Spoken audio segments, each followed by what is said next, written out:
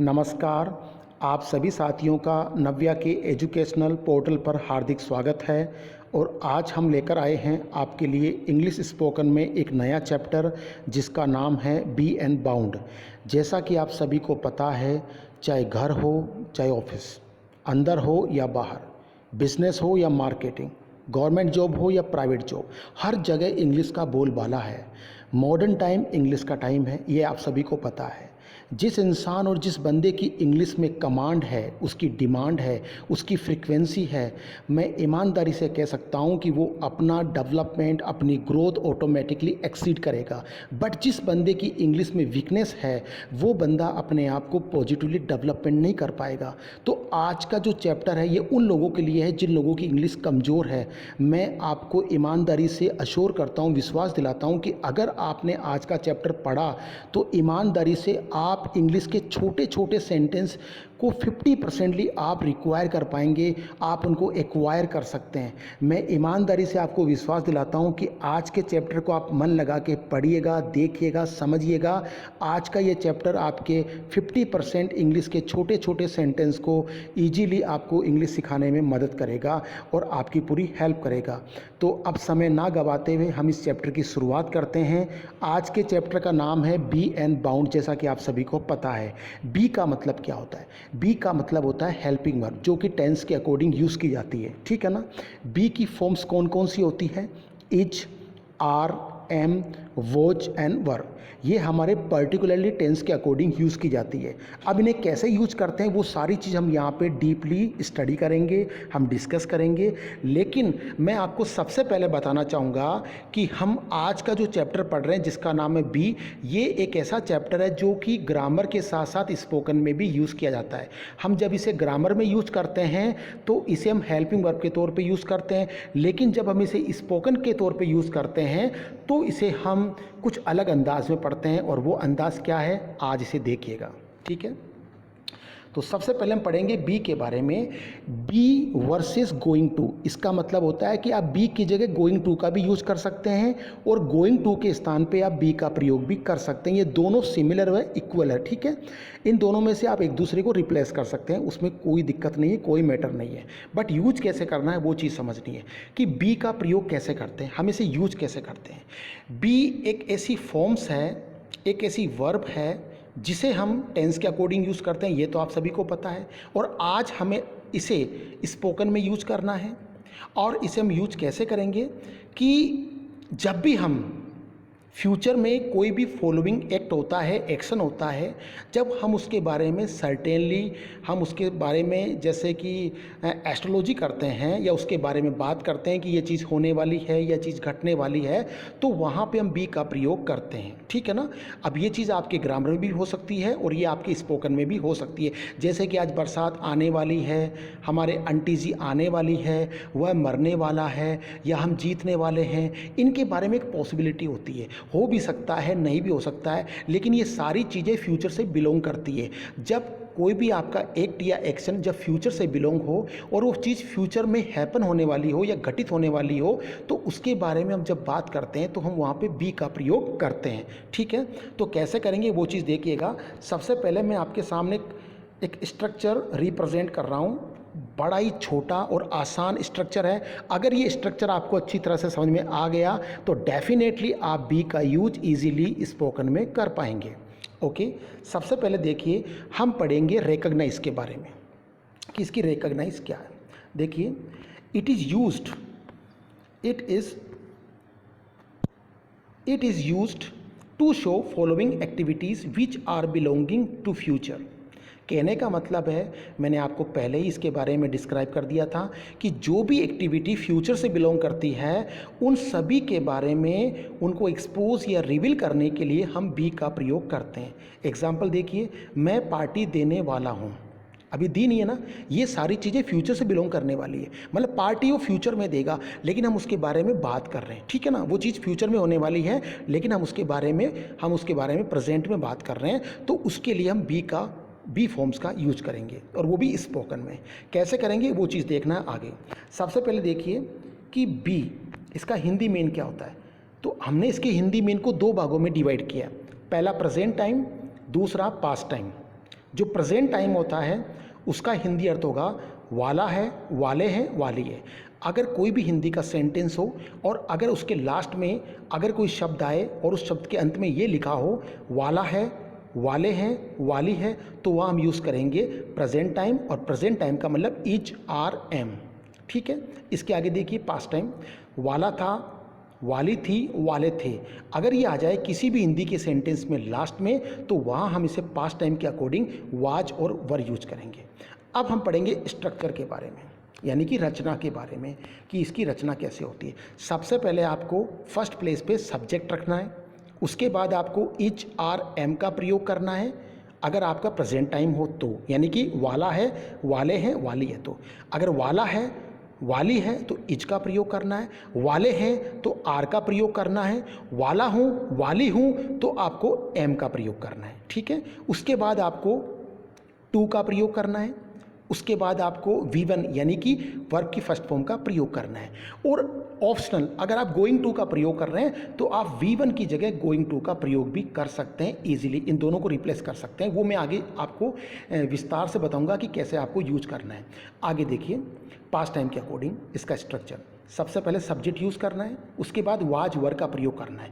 अगर वाला था, वाली थी आ जाए तो वहाँ पे वाज का प्रयोग करना है, और वाले थे आ जाए तो वहाँ पे आपको वर का प्रयोग करना है। उसके बाद आपको टू का प्रयोग करना है, और फिर उसके बाद V1 का मतलब वर्ब की फर्स्ट फॉर्म का प्रयोग करना है। लेकिन अगर आप V1 का प्रयोग नहीं कर रहे हैं तो वहाँ पे आप गोइंग टू का यूज भी कर सकते हैं। इसके बाद मैं आपके सामने कुछ एग्जाम्पल रिप्रेजेंट कर रहा हूँ, इन एग्जाम्पल्स को आपको बड़े ध्यान से देखना है।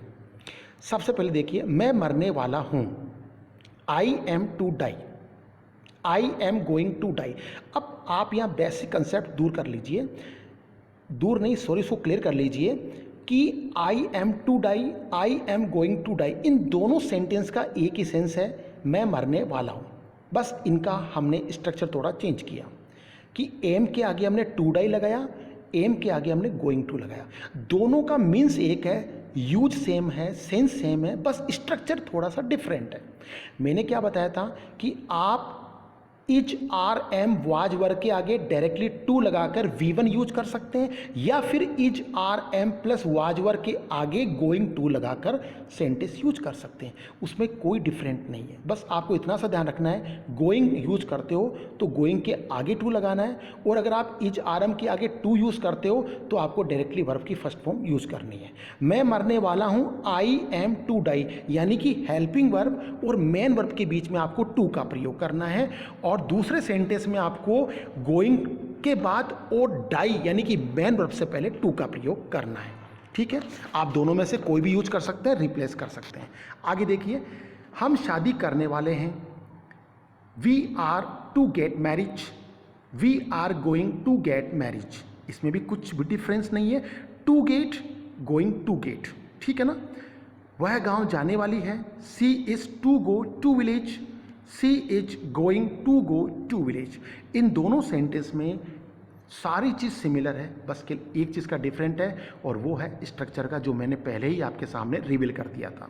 आप दोनों में से कुछ भी यूज कर सकते हैं, लेकिन ध्यान रखना ये तीनों एग्जाम्पल प्रेजेंट टाइम के अकॉर्डिंग थे, वाला है, वाले हैं, वाली है के अकॉर्डिंग थे। अब देखिए, मैं मरने वाला हूँ तो मैंने एम का प्रयोग कर दिया, हम शादी करने वाले हैं तो आर का प्रयोग कर दिया, वह गाँव जाने वाली है तो हमने इज का प्रयोग कर दिया। ठीक है ना। आगे देखिए पास्ट टाइम के अकॉर्डिंग, मैं दूध पीने वाला था, I was to drink milk. Was का प्रयोग किया, क्यों? क्योंकि वाला था आ गया। I was going to drink milk, मैं ऐसे भी यूज कर सकता हूं, दोनों के दोनों राइट है, क्योंकि स्ट्रक्चर डिफरेंट है लेकिन सेंस सेम है, इक्वल है। हम जीतने वाले थे, we were to win, we were going to win. वह स्कूल छोड़ने वाली थी, she was to drop school, she was going to drop school. दोनों के दोनों एक है, सेम है, इक्वल है, बस स्ट्रक्चर का डिफरेंट है, और वो आप रिप्लेस कर सकते हैं अपनी रिक्वायरमेंट के अकॉर्डिंग। ओके, तो इस तरह से मैं उम्मीद करता हूँ कि ये जो स्ट्रक्चर था बी का, गोइंग टू का, ये आपको अच्छी तरह से समझ में आया होगा। और मैं ईमानदारी से कह सकता हूँ कि हजारों सेंटेंस हमारी लाइफ में ऐसे होते हैं जो बी फॉर्म से बनते हैं, आप इन्हें यूज करते हैं अपनी प्रैक्टिकल लाइफ में सुबह से लेकर शाम तक हम ऐसे सैकड़ों सेंटेंस बोलते हैं जिनके पीछे आता है वाला है, वाले हैं, वाली है, वाला हूँ, वाली हूँ, ठीक है ना। तो इस तरह से आप इन्हें यूज कर सकते हैं। तो ये आपके इंग्लिश में बहुत काम में आने वाला चैप्टर है। अब आगे देखिए दूसरा चैप्टर जिसका नाम है बाउंड, ठीक है ना। अब हम इसे कैसे यूज करते हैं वो चीज़ आपको समझनी है। बाउंड का यूज़ किया जाता है कि कोई भी एक्टिविटी, जो एक्शन होता है, एक्टिविटी होती है जो घटने वाली है, वो उसके बारे में हमें डेफिनेटली पता है, वो निश्चित घटेगी या उसका घटना स्वाभाविक है या वो होना ही है, तो उसके लिए हम बाउंड का यूज करते हैं, ठीक है ना। जैसे ये तो होना ही है या ये होना ही था, अरे ये तो लाजमी है, ये स्वाभाविक है, ये निश्चित है। तो ऐसे जब सेंटेंस आते हैं किसी भी वाक्य के अंत में, तो वहाँ हम क्या करते हैं, बाउंड का यूज करते हैं, ठीक है ना। अब इसका स्ट्रक्चर कैसे होगा देखिएगा। सब्जेक्ट के साथ आपको बी फॉर्म्स लगानी है, यानी कि इज, आर, एम, वाज, वर का प्रयोग करना है। उसके बाद आपको बाउंड का प्रयोग करना है और फिर उसके बाद टू लगाकर V1 का प्रयोग करना है। ये तो हो गया स्ट्रक्चर, चाहे कोई सा भी सेंटेंस आए आपको ये स्ट्रक्चर यूज करना है, ठीक है ना। अब आप एग्जाम्पल देखिएगा, जैसे सभी प्राणियों की मौत निश्चित है, निश्चित है, आ गया ना, निश्चित है सभी प्राणियों की। All creature are bound to die, are के आगे हमने बाउंड का प्रयोग कर दिया। अब आर यहाँ पे बी फॉर्म्स है, उसके बाद बाउंड, उसके बाद टू और उसके बाद डाई, यानी कि V1। देर सवेर ये तो होना ही था आ गया, इसका मतलब वाज, तो it was bound to happen sooner or later, देर से या सवेर से ये तो होना ही था। पैदल चलने के बाद थकना स्वाभाविक है, स्वाभाविक है, आ गया ना, स्वाभाविक, स्वाभाविक। It is bound to feel tired after a walk, इस बार मेरा जीतना निश्चित था, निश्चित था। It was bound to win this time, इन दिनों बारिश होना स्वाभाविक है। It is bound to rain in this days. अब आपने क्या देखा कि पूरे के पूरे जो पांचों एग्जाम्पल है उनके पीछे आ रहा था निश्चित है, ये तो होना ही था, स्वाभाविक है, निश्चित था, स्वाभाविक है। ऐसे जब वर्ड्स आते हैं किसी भी सेंटेंस के पीछे, तो हम कौन सा फॉर्मूला यूज करते हैं, सब्जेक्ट के बाद बी फॉर्म्स, उसके बाद बाउंड, उसके बाद टू V1 का प्रयोग कर कर हम सेंटेंस बना लेते हैं। तो आज के ये जो दो ट्रिक थे, गोल्डन ट्रिक थे, हमने आपके सामने रखे। बी एंड बाउंड, बी के अंदर हमने बी के साथ हमने गोइंग टू का प्रयोग भी किया था, वो कॉमन है, नॉर्मल है और हमारी प्रैक्टिकल लाइफ में बहुत ज़्यादा यूज़ में आता है। इसी तरह से आपके बाउंड का प्रयोग भी काम में आने वाला है। अगर ये दो चैप्टर की आपकी प्रैक्टिस अच्छी हो जाती है तो मुझे 100% कॉन्फिडेंस है कि आप अपनी इंग्लिश में कमांड, डिमांड और फ्लुएंसी 100% डेवलप कर पाएंगे। तो उम्मीद करता हूँ आज का चैप्टर अच्छा लगा होगा, आपको पसंद आया होगा। अगर चैप्टर अच्छा लगा हो तो हमारे वीडियो को लाइक करें, शेयर करें और हमारे YouTube चैनल को सब्सक्राइब करना बिल्कुल ना भूलें। आप सभी का बहुत बहुत धन्यवाद। Thank you so much.